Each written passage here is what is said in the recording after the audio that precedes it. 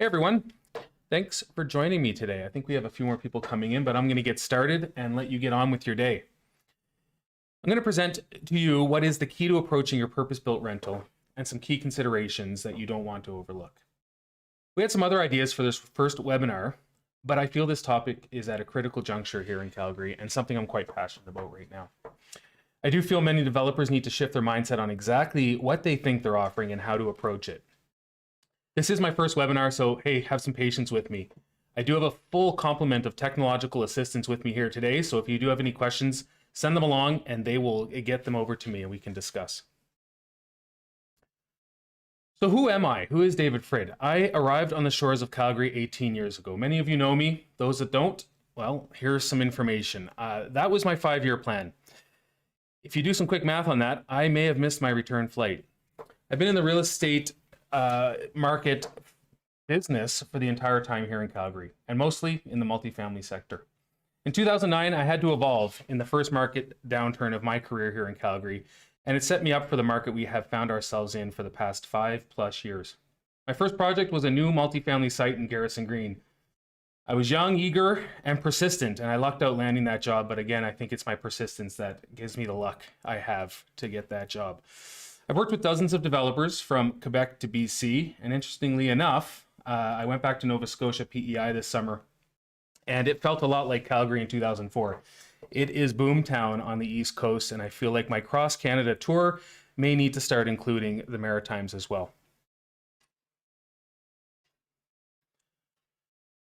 I spent years at the boardroom table where agencies, salespeople, and internal marketing teams point fingers at each other.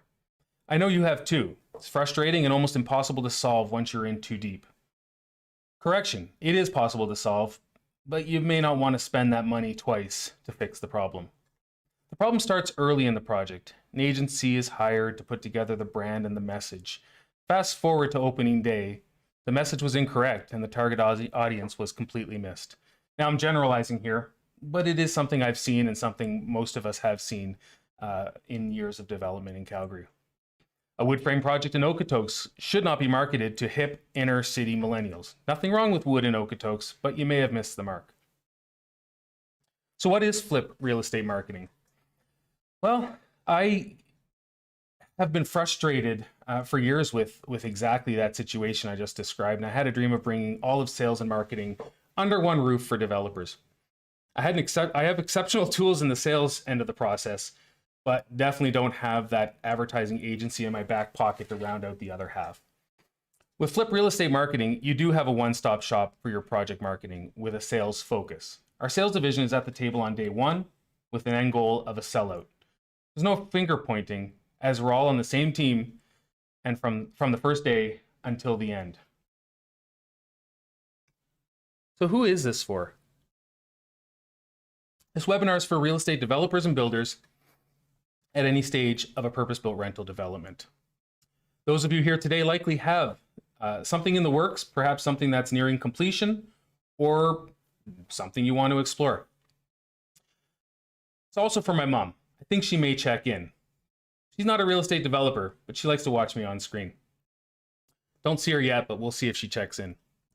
A lot of what I'm speaking here today is specific to the current Calgary market, as purpose-built rentals are the primary build in the apartment style sector. Those in other cities or building for sale product or other products, stay with me. There's plenty of information for you here as well.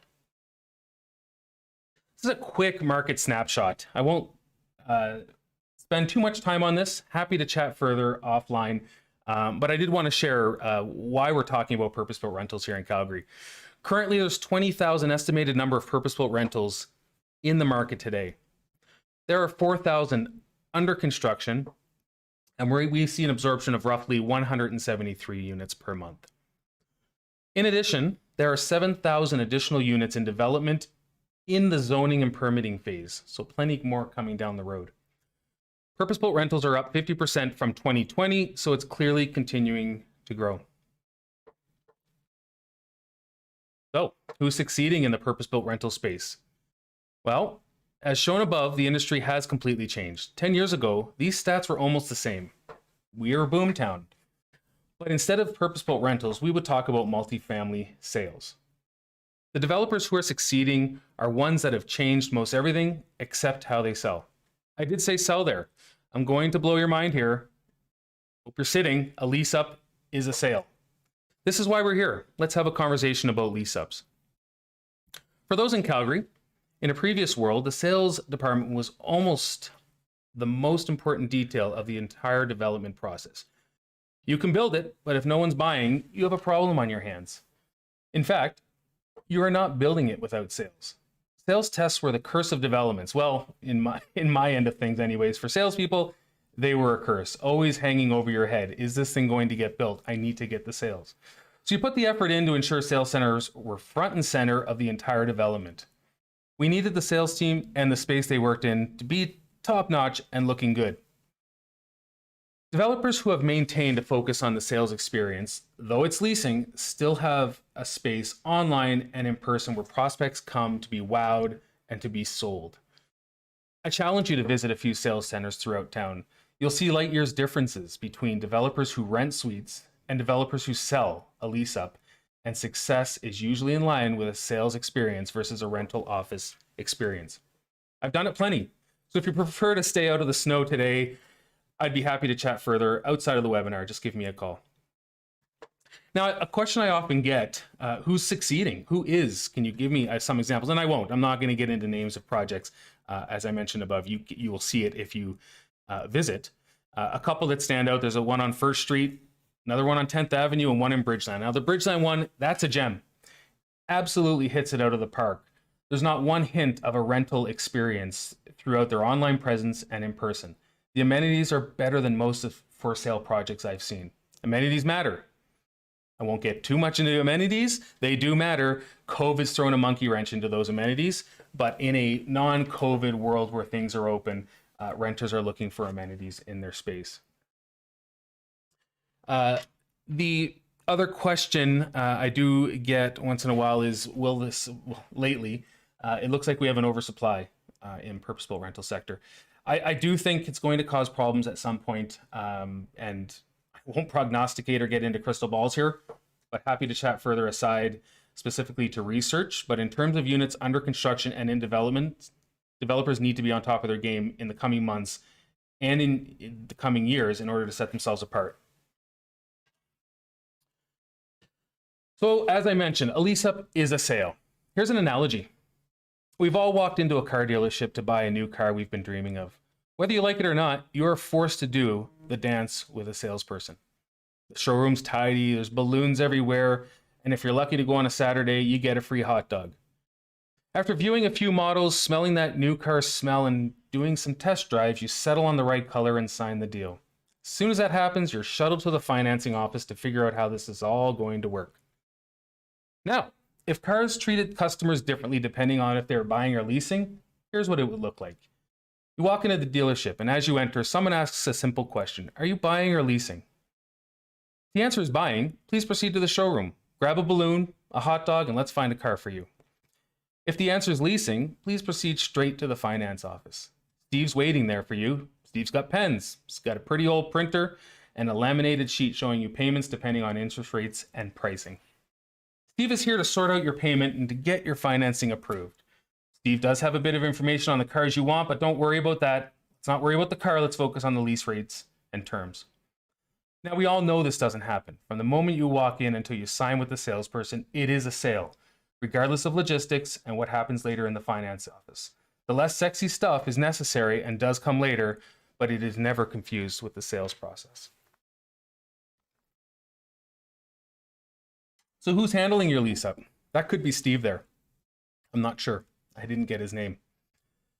Sales teams have been bumped aside for property managers. I've consulted on many purpose-built rentals in the past few years, and as we start the conversation, I will ask, who's handling your lease up? The answer in almost all cases is, we have or we haven't chosen a property manager yet, but we have some names in our Rolodex. The word Rolodex is very well suited for how some developers treat the leasing program in their projects. Today, many lease-up programs are treated like a rental building of years gone by. A rental office is not a sales center. I'll get into the benefits of a leasing team versus property manager shortly, but for now, I won't disparage the property manager. In fact, you do need a property manager. Property managers in the 21st century are a combination of high-tech CRMs and someone to handle the day-to-day life of the building. These CRMs can take clients from your website or in person straight through the leasing process and have them transfer over to the management side so they can access property management resources such as keys, access code, deal with noisy neighbors, barking dogs, etc. As you can see, so far your clients have not yet seen a property manager in person. I'd like to keep it that way. A good property manager makes life pretty great for tenants and owners. This is someone who handles the experience for your tenants from the end of the sales experience until the day they move out. The property manager is needed, and trust me when I say your sales team is better served to find prospects and lease your property, not dealing with the barking dog. Eventually, the property manager will handle the turnover and continuation of the project beyond the initial sales period. So why do you need a leasing team? It's very simple. You need someone to sell your building, your suites, your dream, the building, the dream that you set out probably years ago. As we saw earlier, there's a lot of competition in this space, and more is coming. If you have a for sale project, you would never question needing a sales team. In fact, you wouldn't question much about the sales process. Again, your project depends on it. That's why leasing functions exactly the same. This is the team that knows your project, knows the competitors, has knowledge of amenities and surrounding area. The team is focused entirely on leasing your building. The experience for a customer should feel almost identical, whether it be sales or leasing, as I mentioned with the car dealership analogy. A welcoming environment, a digital experience in person or online, an open leasing center that is modern and fits the marketing brand and plan for the project. Your leasing team is also in tune with the market and can advise on incentives and through market research, through consistent shops and visits to your competitors. As mentioned previously, a CRM is the link between your leasing team and the property manager. This critical piece will ensure a smooth ride and transition between your leasing team and your property manager. Modern and lease-specific CRMs handle the lease, but do so much more. They are equipped to handle the day-to-day for your tenants. The integration in websites is also crucial in today's market. Pre-COVID, and especially now with COVID, the process should be seamless, whether online or in person. The idea is to capture anyone at any time, and many more are comfortable with sorting this out completely online versus in person, especially today. One more time, remember, a rental office is not a sales center and does not offer the sales experience needed for your project to succeed. So something else I want to talk about today is lease-up marketing. This is something that has become secondary, if at all, for many developers. I see countless projects throughout town with big hoarding and signage wrapping the project that is branded with everything except the project. This actually speaks to how little consideration many developers put into their leasing program. Often seen on hoarding. Another quality project by Oceana developers. I promise you, this will not get you one lease. And in other cases, Ellis Don or PCL have signs they throw up. I think it's because there's space to and no one else has. I've done extensive polling on this, but as far as I can tell, anyone looking to lease has not done so because a general contractor's sign on site. You have to get there early and be top of mind as soon as realistically possible. Just yesterday, walking to my physio appointment, I walked by a project that is nearing completion. It had a few trail appliances trucks out front. The appliances were being delivered for this building, and there was still not a whisper or marketing, branding, or signage anywhere to be found. Another significant project in another part of downtown Calgary is weeks away from first possession, and the brand and signage just went up within the last month. Historically, developers would start to tease the project long before sales would start. I was part of countless whisper campaigns as we started to get the word out. The brand, the hoarding, the digital marketing, and building out the database. This was all critical for success of the sales process in that building. In the world of leasing, this should be happening even more so. People in leases sign for a year, and they're often ready to jump ship for the next best, shiniest, newest project. Think of an Apple iPhone. Apple doesn't wait until the release date to tease the world with all the benefits and latest technology in their latest product. In fact, you hear about it just about a month after you signed up for your brand new phone. Get out there early, get your marketing front and center so that when it's time to open your doors, people are aware of your project. Some lease-up marketing considerations. So this again goes back to a pre-lease world when we were selling for sale product, but I want to run through this because this is critical and this is what I'm speaking to that perhaps has been lost in many developments in town. I also want you to be aware that these should be handled in-house or by an agency that deals with this rather than by your property manager. As a developer, your project should go through these stages from pre-launch right through the transition to the property manager. The teaser campaign. This is where leasing programs start. You have to think about your building, the amenities close by, and who you're marketing to. This will speak to the brand and how the building will be marketed. You'll also begin signage, a landing page for prospects to start poking around, and the database CRM will also begin at this point. Next up is the launch. This is the fun part. The brand awareness is out there. The sales center, perhaps offsite, is complete and ready to open the doors. The website now launches with the integrated CRM. Prospects can now visit online or in person and have the same experience in live time. And finally, the tempo and then transition to property management. The excitement of the launch is now behind us, but people are still showing up. Your marketing, whether traditional or digital, remains consistent and in line with what was designed on day one. As the period wraps up, there will be a transition completely to the property manager who will handle the CRM, which he's very comfortable with now. He's been around the whole time. Your digital assets are not lost at this point. As with leases, your project is always for lease, long after the initial period. Your assets will be used for site signage or digital presence and keep you looking good going forward. You must ensure that your project has a consistent message throughout every stage that speaks to the brand and is able to pivot during the life cycle of the sales period. Now, I do want to touch on the property manager, which I haven't done. I'm going to go back to this slide right here. So I don't disparage the property manager, and I want to speak to property management in your building. Everybody that is leasing your building will be a property manager. They are licensed. They have to be in the province of Alberta to be a property manager. Now, we've talked a lot, treat this as a sale. Your lease-up team is doing sales. They do have the credentials and must have the credentials for property management. So I'm not suggesting that you go out there and find a high-powered sales team that has no experience in property management. I just want you to understand the difference between a sales team functioning as a lease-up team versus a sales team functioning, or a property manager functioning as a sales team. Have both. You need both a dedicated property manager to watch the affairs of the building beyond the sales period, and a lease-up team that is licensed to lease out your building with a sales lens. So some key considerations as I wrap up the presentation. I can't stress this enough. Leasing is sales. Having a competent sales team to sell your prospects of the merits of your project is vital for success. You do need a property manager, as I just mentioned. Just keep them out of the sales role. On the flip side, you need a sales team. Keep them out of the property manager role. You also need marketing for your project. We can't get away from this.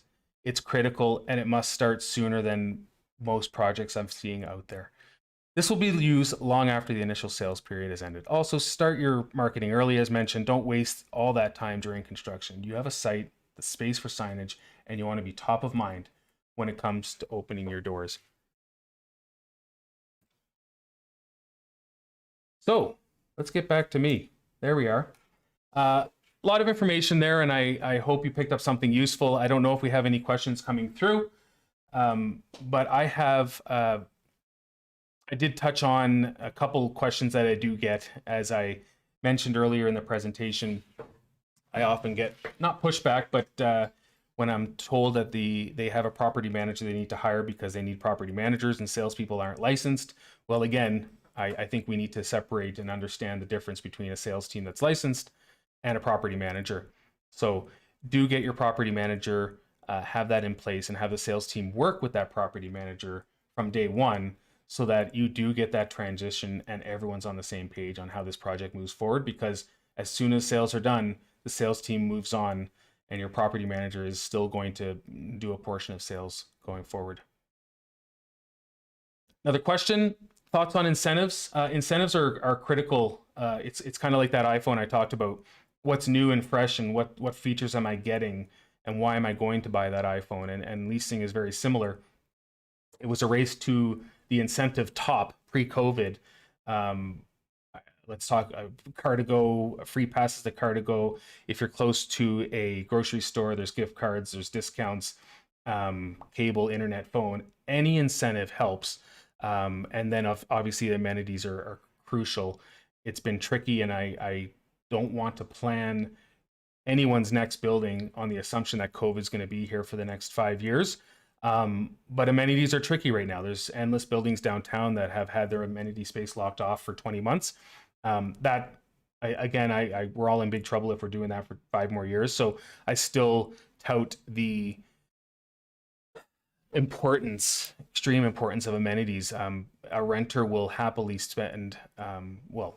rent and not have to spend $100 at a gym if you have a gym that's not just an afterthought with a couple pieces of gear.